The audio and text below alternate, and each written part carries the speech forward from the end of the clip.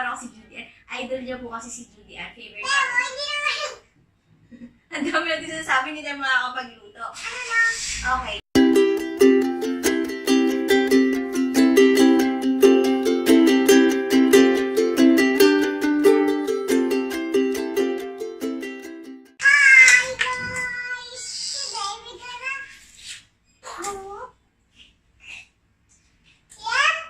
Okay, so today we're gonna cook inihaw na liempo. Si Zayne kasi, bigla siya nag-crave ng inihaw na liempo. So, ipapakita namin sa inyo kung ano yung foolproof recipe ni Nanay sa inihaw. At ni Zayne, syempre. Ito ang aking assistant chef for today. May sakat pa si Nanay! Okay, so, yung inihaw na liempo, ito yung madalas namin na siniserve, lalo kapag may mga bisita kasi imamarinate ko lang, tapos the following day, or i-freeze ko lang, tapos the following day, pag dumating yung bisita, i-ihaw na namin. Apo! Yun. Okay, so medyo madami yung... Kaya kasi Judy Ann! Oo, parang si Judy Ann. Idol niya po kasi si Judy Ann. Favorite Pero namin. hindi naman! Ang dami natin sinasabi, hindi tayo makakapagluto. Okay, so, ayan, medyo madami yung ingredients namin dito. Kasi nga, it took me years to actually perfect my foolproof inihaw na liempo recipe.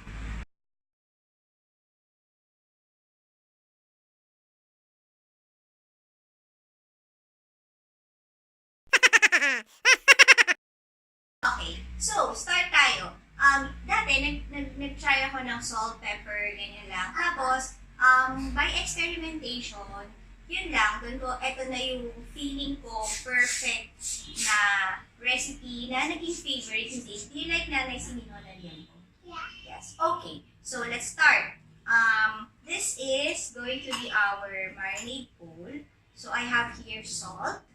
Ilagay ko na siya, yung salt natin. And then, we're gonna put freshly ground pepper. Okay, can you do it? So, pwede rin naman siyang ground pepper, pero, yung galing ni Zayne, feeling ko, parang mas masarap yung may nakakagat-kagat ka na buo-buong pepper. Okay, I'll help you. Okay, thanks. Pag may kinain ka ng mga buo na salt, masushock ka. Masushock ka. Okay, so we're done with the pepper. And then, we are going to put, just a bit of brown sugar. Bit lang. Okay. Okay. Kasi nga, medyo maraming mangyayari dito sa, dito sa inihaw na liempo natin. So, we need something sweet para ma-balance out yung ganap ka na. Okay. And then, we are going to put this one. Actually, ito, yung thyme and rosemary, pwedeng wala naman. Sige, palipot. Yan, pwedeng wala naman siya. Kaso kasi, itong thyme and rosemary, you just get a few. Like this. Yan. Itong thyme and rosemary, maganda kasi siya sa mga cream-based recipe. Kaso, konti lang kami sa bahay. Tapos, feeling ko, sayang naman kung hindi ko siya nagagamit. May expire lang siya. So, ginawa ko, tinry ko siyang ilagay kung saan-saan. Tapos, it actually worked out dun sa liempo namin. Yan. Maganda kasi siya kasi nga, pag makakagat mo siya, may shock factor siya. Okay. Tapos, medyo may konting amoy din siya. It's enough na. Okay. So, again, you can omit this two. Actually, ito din. I put a bit of cinnamon. Yan. Actually, aksidente yung pagkaka-discover ko sa cinnamon. Kasi akala ko pepper yung nilalagay ko. Tapos, cinnamon pala. Okay. Cinnamon. Okay, konti lang. Yan. Cinnamon pala yung nailagay ko. Pero, naging okay naman yung lasa niya. Okay, so, we're done now with the dry ingredients. And then, we are going to put, you put the, what's this? Garlic. Okay. You put lots of garlic. Okay lang yan. Hindi kayo, Ako na. okay. hindi masama ng sobrang dami ng garlic. Tapos, ang ginagawa ni tatay, si tatay kasi yung nag-iihaw, sinasama niya talagang i-grill yung liempo, yung garlic sa liempo. Okay. Okay, we're going to put calamansi. Okay, mina mo na. Okay. So, piga tayo ng calamansi. Yan. Konti lang. So, we're going to put soy sauce. You want the spoon. So, 1. Put it. Okay, and then 2. Okay. Tapos, tinry ko kasi na walang soy sauce dati. Parang ang lungkot ng kulay niya, putla. So, masarap yung may kulay niya. Okay. And then, we're going to put what's this? Ketchup. Okay. We are going to put ketchup. This is banana ketchup. Banana. Okay. Wait lang. 1. And 2. Oh, Okay. it's many. Oh, you mix the banana ketchup. Okay. So, yung banana ketchup, nagdadagdag siya ng color. Nagdadagdag siya ng color. Tapos ng sweetness. Okay. So, ano na yung nalagay natin?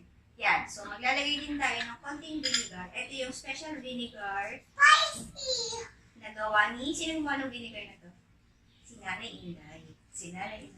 Na hindi makadaan dahil nag-shoot kami. Okay, so let's put vinegar. Huwag natin isama yung sili, anak, kasi... May nasama sili. Oo nga, may nasama. Okay, so may nasamang sili. Tanggalin natin kasi si Zayne ay takot siya sa sili. Okay, so ano na ba? Nalagay na ba natin lahat? Okay, and then mix it.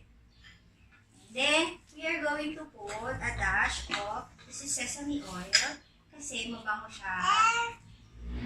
Yan. So, papansin nyo yung mga Korean dishes, madalas meron sila sesame oil. Oh, you be careful. Baka naman. Yan. So, okay na. Okay.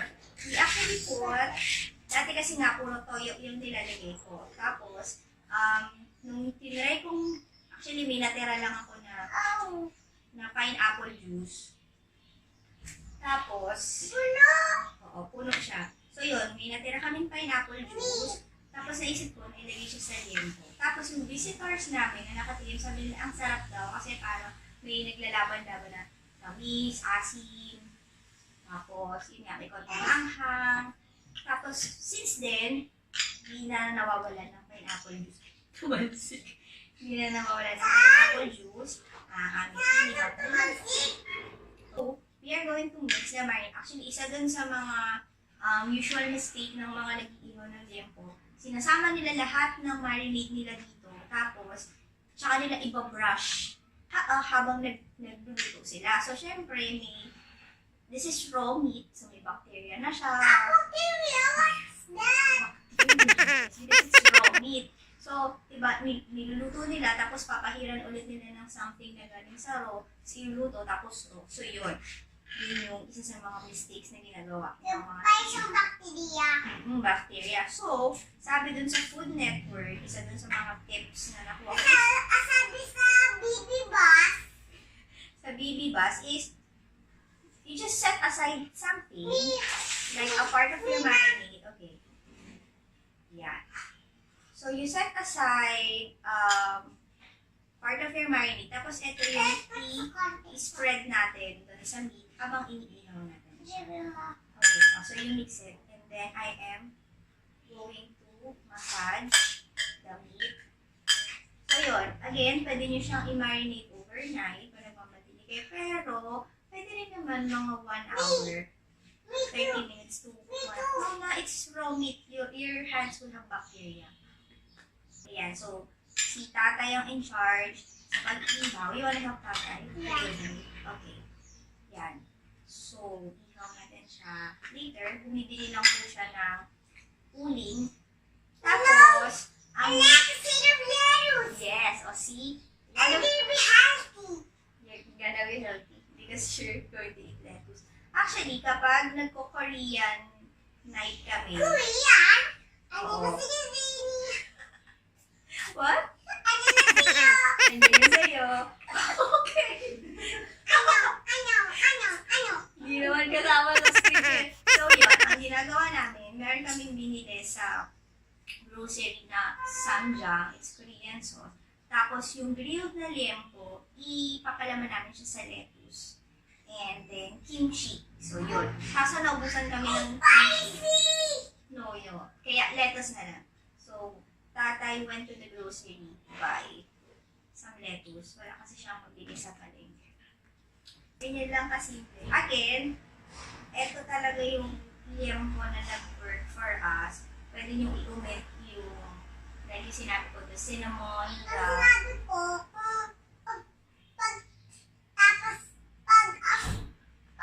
bago kumain, maghuhugas kong kamay.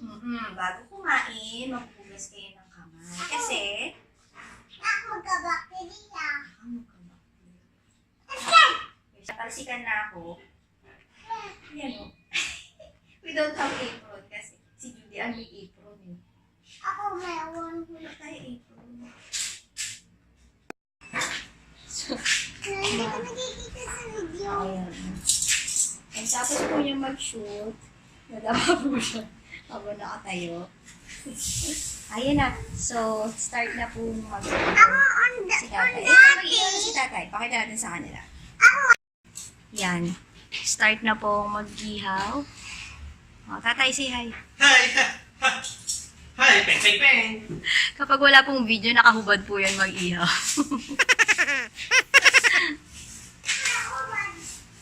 Ha? Tapos ito po si Doña Zayne. Oh, Zayne.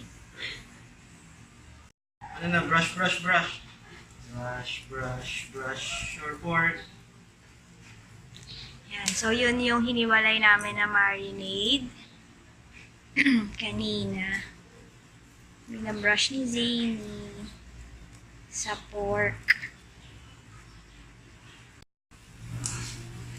Yan na po ang liempo. Nabaliktad na to, tay. Yes. Ano masasabi mo sa mga asawang hindi nagluluto? Is na isa ako sa mga ganong klase na masaya, mga hindi nagluluto. Yung video lang ng video, tapos yung asawa yung nagluluto. Mga nakakawin ako yung mga Ang kapal na mukha mo ako nag-marinade niya. Wala akong sinasabi ko, hey, ikaw yun ay. Kung depende sa inyo mga ganong klase. Ang kapal na mukha mo. Ang kapal po ng mukha niya. Ihaw lang naman po ang kaya niyang gawin. Tsaka magprito. Ako po nagluluto lahat. Yan po yung games niya. Oh, diba? Mahilig ka talaga magluto. Ano level ka na? 2. Oh, si Zayne 5 daw. Oh, di ba? Galing. Ano ang tawag dyan? Cooking mat. Mobile Legends. Mobile Legends. Yan. Yung sinabi namin kanina, iniihaw din namin yung garlic na kasama sa marinade. Yan na yung liempo. Dapat siya. Kap. Sinisit yummy? Yeah. Yeah. I show them how you eat lettuce. You show them how to eat lettuce. Come on. Chopsticks pa, oh.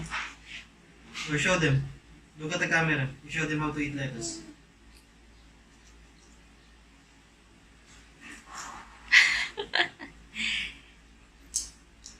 Yan. So, we usually eat the liempo with lettuce.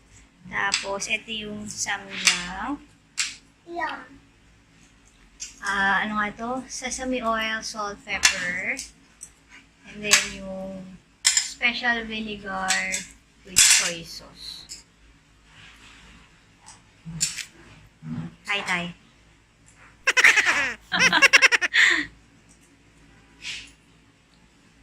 Okay, so lalagay mo to dito. Lalagay mo to rito. Tapos, kakamayin mo yung lettuce. Ayun yung nagpapasarap doon yung lasa ng kamay mo. Lalagay mo siya ng konting bawang.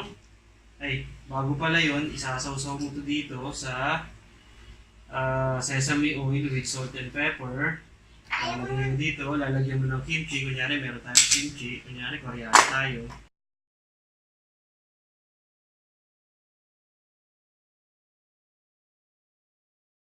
Kaso wala. Wala, bubuksan mo yung samjang. Kanino nga ba tayo bumibiling kimchi? Kimchi. Pengin Kimchi kimchi. Tapos, lalagay mo yung kimchi dito, ay yung samjang Samjang. dito. Lalagay mo. Lalagay mo dito. Tapos, ibubuhol mo. Bubuhol. Tapos, Hindi ko nakuha. kakainin mo na siya. Buo dapat. Oh. Si Zayne. Ay, hindi buo. Bye-bye! Thank you for watching. See you soon. Say, thank you for watching. What did you eat? That's garlic. Is it yummy? One more?